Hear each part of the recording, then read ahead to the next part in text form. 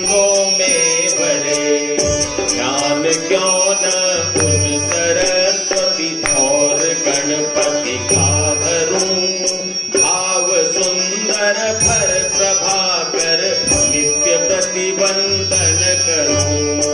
गौरी शिव को भजूं जिनकी ख्याति अपरंपार है, जिनके कारण इस कथा को मिल गया विस्तार है। मेल पांडव सुहृद का करके किया उपकार है, ऐसे भीमेश्वर को मेरा नमन बारंबार है। सृष्टि के आधार हैं जो विष्णु के अवतार हैं, मार्गदर्शक बर्बरीक के सुहृद नाम दातार हैं। बर्बरीक हो जगत पूजित सुफलदायक चार हैं, वंदना उन कृष्ण की जो जगत के आधार हैं। जो शब्द, अक्षर, वाक्य और भाषा की अधिष्ठात्री देवी है, उन सरस्वती देवी को मैं प्रणाम करता हूं। बोलिए सरस्वती मैया की।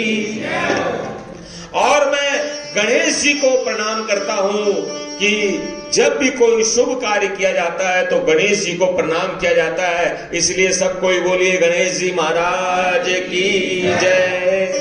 और मैं भगवान शंकर और उनकी अर्धांगिनी जगत की माता पार्वती जी को प्रणाम करता हूं, जिनके कारण इस श्याम बाबा खाटू वाले की कथा को विस्तार मिला हुआ है। शंकर भगवान की महिमा के कारण इस कथा को विस्तार मिला है। और उनकी महिमा यह भी है कि उन्होंने इस कथा में पांडवों का भेंट, पांडवों की मुलाकात बर्बरीक जी से कराई थी। बर्बरीक जी की मुलाकात पांडवों से कराई थी और वो भीमेश्वर महादेव के रूप में आज भी इस धरती पर विराजमान है। ऐसे शंकर भगवान को हम सभी प्रणाम करते हैं। बोलो शंकर भगवान की। और हम भगवान कृष्ण को भी प्रणाम करते हैं, जो कि इस सृष्टि के आधार हैं, विष्णु के अवतार हैं। और हमारे जो श्याम बाबा हैं, जिनको इस ग्रंथ में बर्बरीक और सुहृदय कहा गया है, जो उनका नाम सुहृदय है, जिनको कि भगवान कृष्ण ने अपना नाम प्रदान किया। कौन सा नाम दिया? लोग आपको बोलेंगे श्याम नाम दिया, नहीं, सुहृदय नाम दिया। से मुस्कुरा कर मन सभी के मोहते, नित करे कल्याण उनका, योगी उनको पूजते, श्याम का वंदन। और सभी को मुस्कुरा मुस्कुरा के अपनी ओर आकर्षित कर रहे हैं। जैसे ही आप श्याम बाबा को देखते हैं मुस्कुराते हुए, तो आपको लगता है और एक बार देख लें, और एक बार देख लें। लेकिन वहां पर क्रूर व्यवस्थापक, क्रूर, ऐसे क्रूर लोगों को ड्यूटी दिया गया है कि वो आपको फटाफट धक्का मार के भगा देते हैं और आपको देखने नहीं देते हैं। बाबा स्वयं का मुखड़ा दिखाना चाहता है अपने भक्तों को, भक्त देखना चाहते हैं, लेकिन ड्यूटी पर बैठे हुए खड़े हुए लोग आपको हटा देते हैं। तो बोलिए वो क्रूरता कर रहे हैं कि नहीं कर रहे हैं? ऐसे क्रूर लोगों को भी नमस्कार है, क्योंकि वो ऐसा न करें तो वो जो ऐसे लोभी लालची लोग हैं वो देखते ही रह जाएं, हटे ही नहीं, और बाबा भी अपना मुखड़ा उन्हीं को दिखाते रहे। इसलिए सबको दर्शन मिले, इसलिए वो लोग क्रूरता दिखाते हैं और आगे बढ़ाते रहते हैं। इनका स्वभाव ऐसा है कि कोई कोई तो सोमवार को कल्याण करता है, कोई मंगलवार को, तो कोई बुधवार को, कोई बृहस्पति, कोई शुक्र शनि रवि को करता है। लेकिन हमारे जो बाबा है 24/7 कल्याण करते हैं। बोलो खाटू नरेश की जय। और तो और इनकी महिमा ऐसी है कि ये स्वयं अपना दरबार खोल के बैठे रहते हैं और ऐसे ऐसे झांकते रहते हैं कि फलाना आया कि नहीं, वो आया कि नहीं, वो देखते रहते हैं कि ये आया कि नहीं, वो आया कि नहीं, वो इंतजार करते रहते हैं कि मेरा वो भक्त आया कि नहीं, अरे वो नहीं आया, वो भीड़ में अटका हुआ है, फंसा हुआ है। ऐसी व्यवस्था करते हैं कि उसको भीड़ से उठा के ठीक अपने सामने में लाके खड़ा कर लेते हैं। ऐसे हैं, आप शुद्ध भावना से भयंकर भीड़ में फंसे रहिए। यदि आप श्याम बाबा के सच्चे भगत हैं तो उस भीड़ से आपको बुलडोजर मंगाया जाएगा और उठा के सीधे बाबा के सामने खड़ा कर दिया जाएगा। क्यों? क्योंकि बाबा को आपका दर्शन करना है। आप क्या बाबा के दर्शन करेंगे, बाबा ही आपका दर्शन करना चाहते हैं। और अब हम उन कविराज को प्रणाम करना चाहते हैं जिन्होंने इस ग्रंथ को लिखा है। उनका नाम क्या है? उनका नाम है वेद व्यास जी महाराज। अरे हम श्याम भक्त भाग्यशाली हैं कि जो गुरु पूर्णिमा का पर्व मनाया जाता है। गुरु पूर्णिमा का पर्व जानते हैं? आषाढ़ की पूर्णिमा को गुरु पूर्णिमा, वो जो गुरु पूर्णिमा है उसे व्यास पूर्णिमा भी कहते हैं। और वो व्यास पूर्णिमा इस ग्रंथ, ऐसे ग्रंथों के जो रचयिता हैं वेद व्यास जी का जन्मदिन है और उसी दिन मनाया जाता है। और ये जो व्यास गद्दी आप देख रहे हैं कि थोड़ा ऊंचा स्थान बना दिया गया है ताकि सबको दिखाई दे, इसे व्यास पीठ कहते हैं। इसके निर्माता भी वही हैं। उन्होंने ही हम लोगों को मौका दिया है, अवसर दिया है कि आप लोग थोड़ा सा ऊंचे स्थान पे बैठिए और जो भगवान की कथा है अन्य लोगों को सुनाइए ताकि श्रोता देख सके कि कौन कथा कर रहा है। बोलिए व्यास जी महाराज की जय। और व्यास जी महाराज तो बोलते गए और गणेश जी महाराज लिखते गए, ऐसी कथा है ये। और जो श्याम बाबा खाटू वाले की कथा इस ग्रंथ में संग्रहित की गई है और इसका जो संक्षिप्त रूप यहां पे रखा हुआ है, ये वाला, ये जो है छोटा ग्रंथ संक्षेप में इसका, इसमें प्रमुखतः इस स्कंद पुराण का आधार लिया गया है। जो कथा इसमें है वही की वही कथा इसमें है श्याम बाबा की।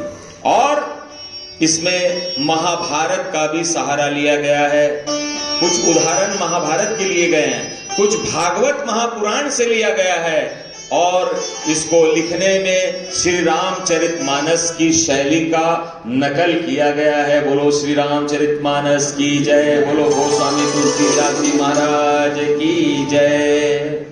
तो इस तरह से ये जो शब्द है ये बनकर तैयार हुआ है।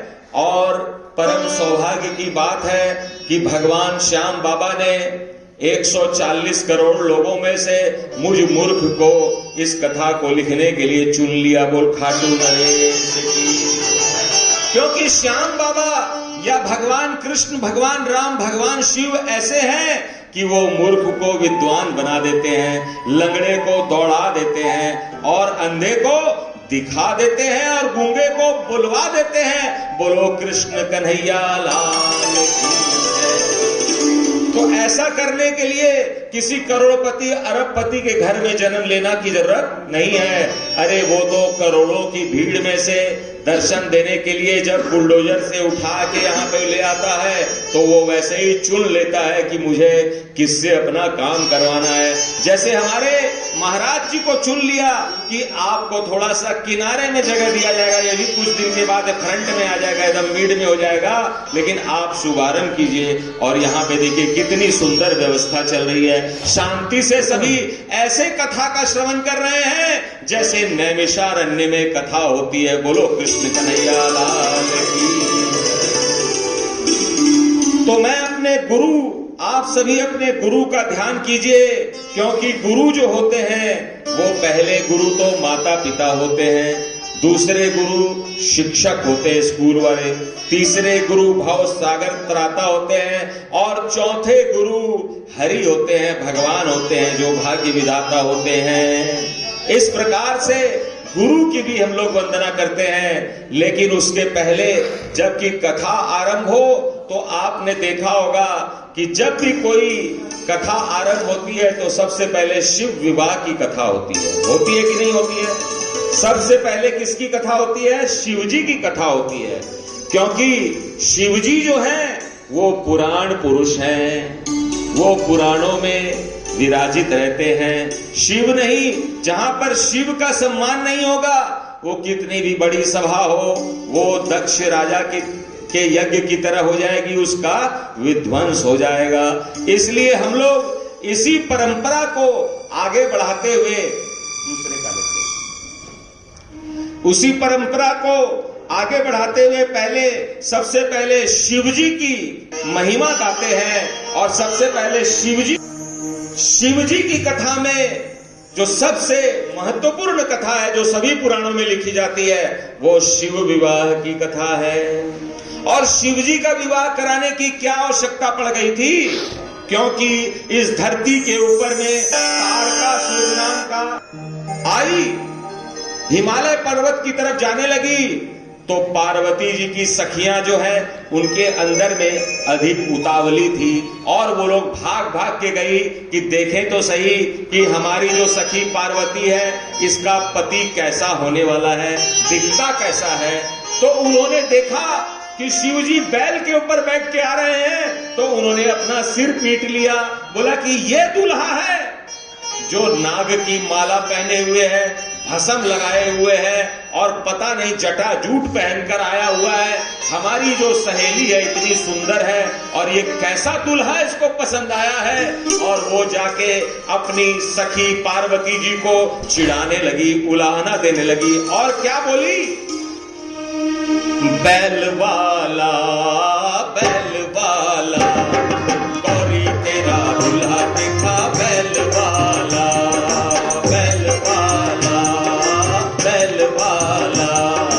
गौरी तेरा दूल्हा देखा, बैल वाला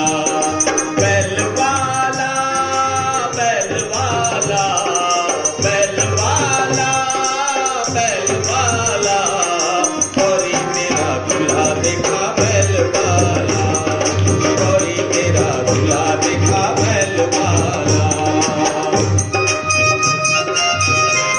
भूति रमाए गौर बदन पे बभूति रमाए, पग छला ओढ़े डमरू बजाए, पग छला ओढ़े डमरू बजाए।